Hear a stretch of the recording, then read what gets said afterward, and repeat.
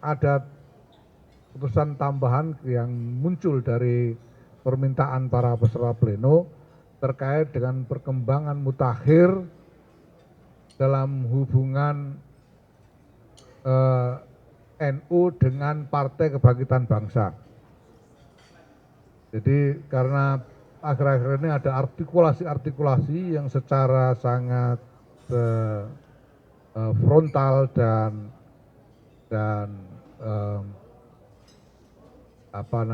sangat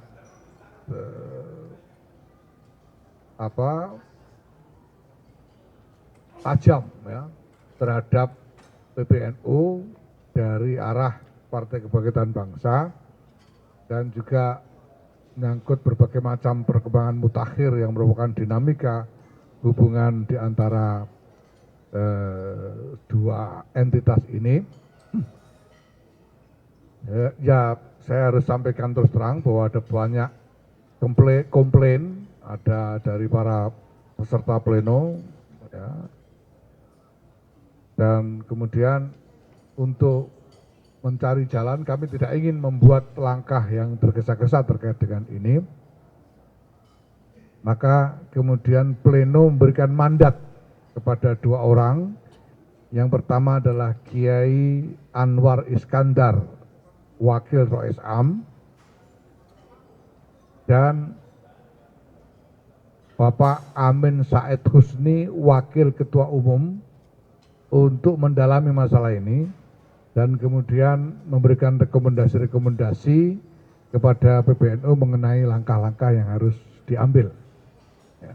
Kenapa dua orang ini? Karena Kiai Anwar Iskandar ini adalah di antara para as-sabiqunal awwalun dari Partai Kebangkitan Bangsa yang tersisa. Jadi generasi perintis, pendiri dan pejuang awal dari PKB yang tersisa. Dulu ada Kiai Khalil Bisri, Kiai Idris Marzuki, Kiai Mas Subadar, Kiai Abdurrahman Khudori, Kiai Warsun Munawir dan sebagainya, semuanya ya, Kiai Aziz Mansur, ya, semua sudah tiada. Nah, ini masih ada satu Kiai Anwar Iskandar, maka beliau kita minta untuk memimpin upaya mendalami masalah ini. Dan Pak Amin Said Husni ini adalah juga wakil sekjen DPP PKB yang pertama dulu, ya, dan juga beliau juga adalah anggota asistensi dari tim 5 yang diberi mandat oleh PBNU waktu itu untuk mempersiapkan berdirinya Partai Kebangkitan Bangsa. Nanti kita lihat beliau berdua akan bekerja lebih lanjut dalam masalah ini dan berikan rekomendasi-rekomendasi kepada PBNU mengenai langkah-langkah yang harus diambil. Nah, mungkin perlu saya singgung sedikit atau saya berikan penegasan sedikit tentang sebetulnya prinsip dasar dari hubungan NU dengan PKB ini apa. Ya. Ada prinsip hubungan historis, ada hubungan irisan konstituensi, ada hubungan teologis dan lain sebagainya, hubungan tradisi ya. Tapi yang paling penting prinsipnya adalah begini, bahwa NU ini tidak mungkin dianggap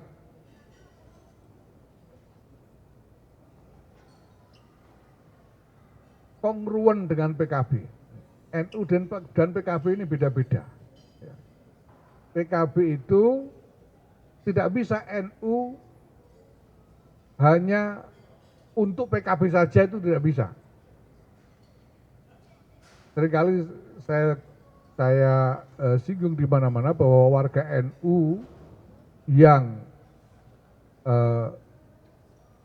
menjadi konstituen PKB itu tidak sampai 20%.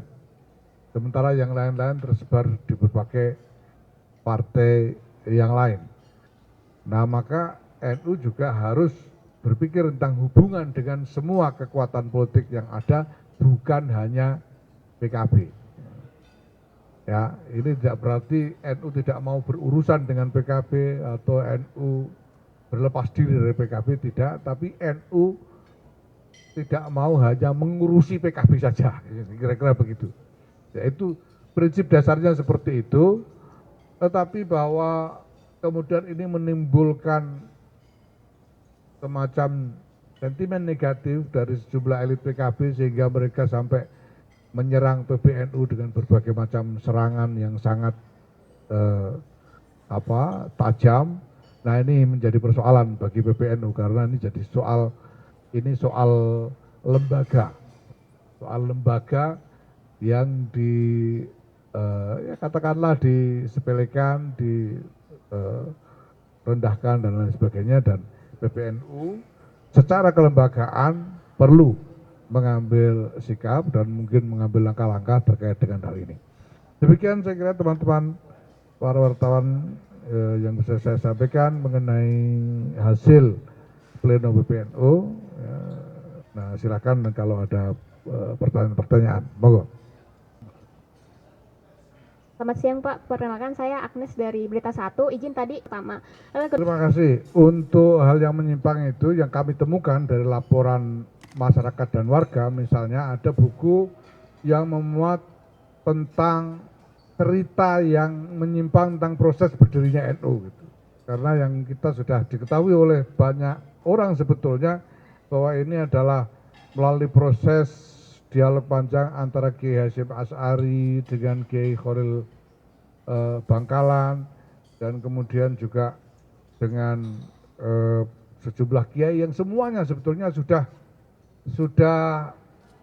diketahui secara pasti dengan catatan-catatan yang jelas, tapi tiba-tiba ada narasi baru dengan memasukkan cerita baru bahwa ini ada proses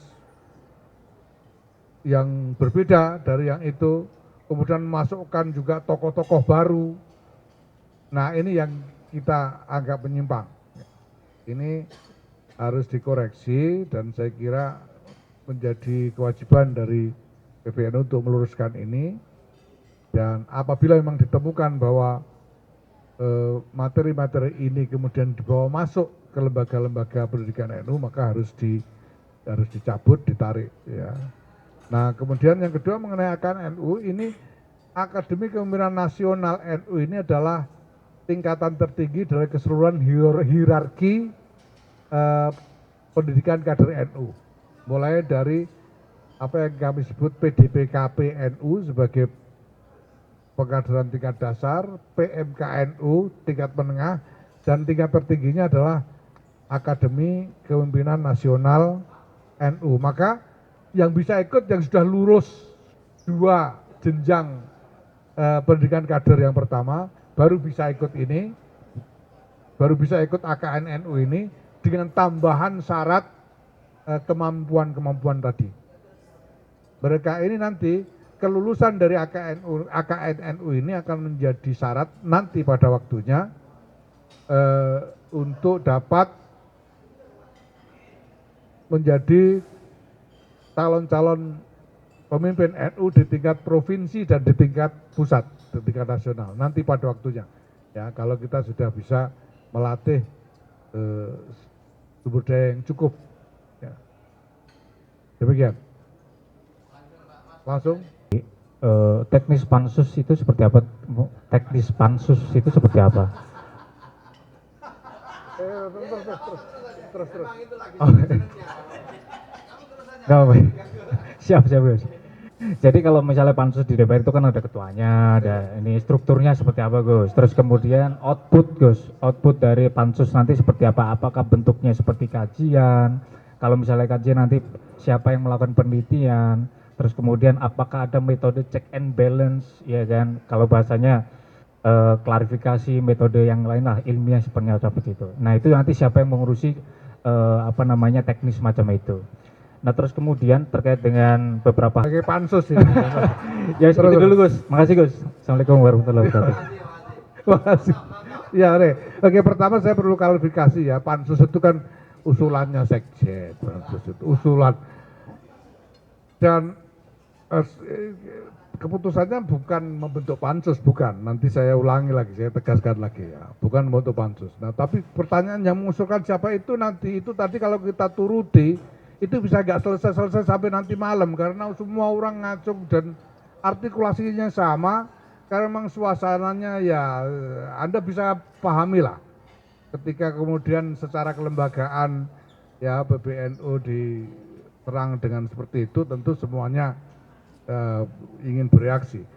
Nah, yang diputuskan adalah mandat kepada Kiai Anwar Iskandar dan Kiai Amin Said Husni untuk melakukan pendalaman kepada masalah ini dan selanjutnya memberikan rekomendasi kepada PBNU mengenai langkah-langkah yang perlu diambil. Itu keputusannya. Ya. Nah, nanti seperti apa ya kita serahkan proses beliau berdua nanti kan dalam waktu tertentu akan melakukan kajian ya, yang lain bisa memberi masukan dan nanti akan ada rekomendasi yang akan dibicarakan kembali di dalam rapat PBNU berikutnya. Jadi seperti nama PBNU belum, nanti mereka akan memberi rekomendasi kepada PBNU untuk membuat langkah apa. Nah, kemudian soal sanksi-sanksi yang kita belum, kalau sanksi itu kepada anggota, kalau sanksi perorangan. Ya. Kalau sanksi kelembagaan ya kita belum tahu apa yang mungkin bisa dilakukan nanti ya. Yang penting sekarang bahwa mandat sudah diberikan penuh kepada Kiai Anwar Iskandar dan Kiai Amin Said Husni untuk melakukan pendalaman terhadap masalah-masalah ini, ya. Dan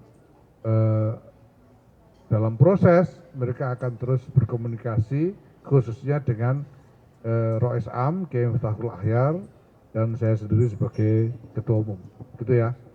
Satu lagi tadi mana? Assalamualaikum, selamat siang. Oh, deadline enggak ada, tapi ya tidak diputuskan secara jelas, tapi semua orang termasuk beliau berdua memahami sensitivitas dan urgensi dari masalah ini, sehingga pekerjaan akan dilakukan secara intens dan cepat sudah ini. Silakan satu lagi. Kalau ada yang bilang ini sudah nggak sejalan, tanggapannya bagaimana? Terus apakah statement itu juga keluar karena ini ada kaitannya dengan pemilu? Terus ada lagi yang nitip pertanyaan, ini ada beberapa teman soal tadi statement PKB dianggap melenceng, terus soal tambang juga tadi. Tambang gimana? Apa pertanyaan tambang? Ya, apa pertanyaan? Apakah masuk juga dalam pembahasan rapat pleno soal tambang, izin tambang? Oke. Siap, Pertama, terima kasih Gus. baik. Pertama soal PKB ya. Soal PKB ini concern NU yang paling mendasar itu soal warga. Karena jelas ada banyak warga NU yang menjadi konstituen PKB. Nah, tapi juga banyak warga NU yang tersebar di partai-partai yang lain. Maka yang kami tolak adalah klaim eksklusif PKB terhadap NU gitu loh. Itu yang kami enggak bisa. Ya nanti gimana warga yang ada di Golkar, PDI, Gerindra dan lain-lain itu warga NU juga, masa mau enggak kita akui, kan kita enggak bisa paksa juga mereka untuk ikut PKB gitu. Jadi NU, PKB tidak punya klaim eksklusif atas NU gitu. Itu. Nah, sehingga ya enggak bisa juga misalnya PKB menyalah-nyalahkan keputusan di kelembagaan yang dibuat oleh NU. Apakah ini ada kaitannya dengan pemilu? Ya mungkin dalam persepsi mereka begitu. Tapi ya kan enggak bisa lalu NU secara kelembagaan atau PBNU secara kelembagaan dikait-kaitkan dengan itu gitu. Ya bahasa saya kalah-kalahnya sendiri kok nyalahkan orang gitu loh. Jadi ya ini silakan saja, tapi persoalannya kan kemudian serangan ditujukan kepada lembaga gitu. Padahal ya jelas bahwa PKB tidak punya otoritas apapun dalam pengambilan keputusan di lingkungan kelembagaan NU, kan gitu. Kami punya mekanisme, kami punya macam-macam. Bukan berarti kami tidak mau ngurus PKB loh ya. Dan berarti itu, karena kami tahu banyak warga NU ada di sana yang memang harus kami perhatikan juga. Tapi sekali lagi ada banyak warga NU juga di tempat lain yang juga harus kami layani semuanya. Nah, ini kemudian tentang tambang sudah ada tidak dibicarakan di pleno karena sudah dibicarakan dan diputuskan dalam rapat sebelumnya bahwa NU menerima tawaran pemerintah tentang tambang ini dan akan segera mengajukan setelah kemarin kami diberitahu bahwa Perpres tentang hal ini sudah diselesaikan, ditandatangani oleh Presiden. Kami segera mengurus izin untuk bisa mendapatkan izin penambangan itu. Itu ya. Cukup ya? Satu lagi. Ya ada satu lagi apa? Apa namanya? Kemarin ada pernyataan yang menghakimi bahwa keputusan PBNU tentang PWNU Jawa Timur tidak bisa dibenarkan dan mereka tidak bisa terima dan bahwa mereka akan buatkan SK sendiri untuk pengurus PNU Jawa Timur. Ini kan masalah. Ini organisasi yang terpisah gitu ya. Jadi kemarin kan memang PBNU memberhentikan ketua PWNU Jawa Timur. Ya, itu mekanisme kami sendiri internal NU gitu kan. Kan tidak bisa lalu PBNU menyalahkan kemudian mau membuat SK PWNU Jawa Timur sendiri, kan tidak bisa gitu. Nah ini tentu masalah.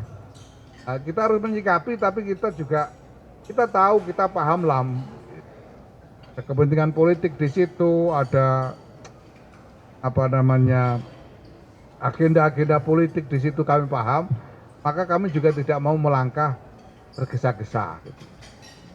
Kami kan tidak mau ikut-ikutan jadi kayak anak kecil begitu kan, jadi kita ingin melangkah dengan seksama dalam soal ini.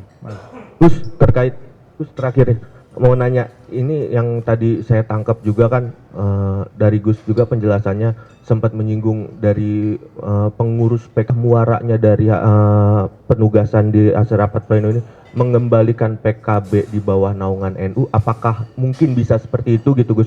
Sama yang kedua nih isu lainnya Gus terkait dengan pansus haji yang ramai sekarang di DPR, yang ramai di mana-mana. Mungkin tanggapan PBNU terkait hal itu, pembentukan pansus haji oleh DPR itu bagaimana? Terima kasih.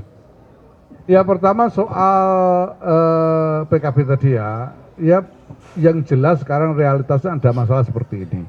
Kalau asal usulnya PKB dulu didirikan oleh struktur PBNU resmi, itu ada pakai SK tim untuk mendirikan dan lain sebagainya dulu waktu itu ya. Waktu itu resmi. Nah apakah nanti mau dikembalikan jadi organnya NU misalnya, ya kita belum tahu gitu, soal aspirasi, soal komunikasi dan lain sebagainya toh.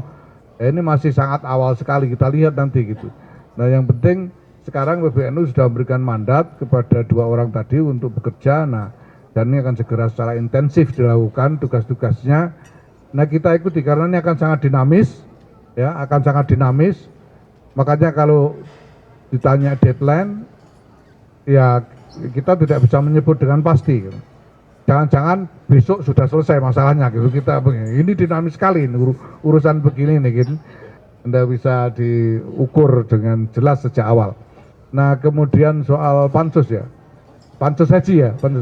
Nah itu ini yang kemudian menimbulkan pertanyaan kepada kita.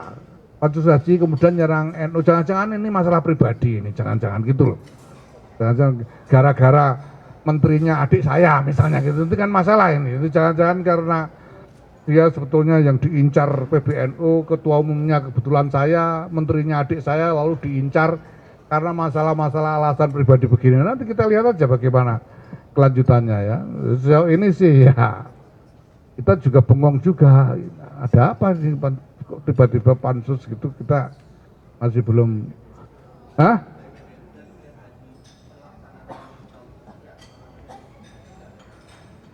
Ya kami melihat tidak ada yang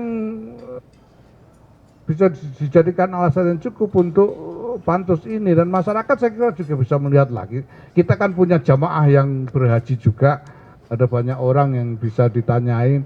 Ya kalau perlu bikin survei. Ya, sebetulnya tidak ada yang perlu. Makanya itu kami juga pikir ini apa gara-gara apa namanya marah kepada PBNU terus adik saya diincar apa bagaimana, kan begitu saya pertanyaan. Kita tidak tahu lah. Kita lihat aja nanti bagaimana. Ya, terima kasih.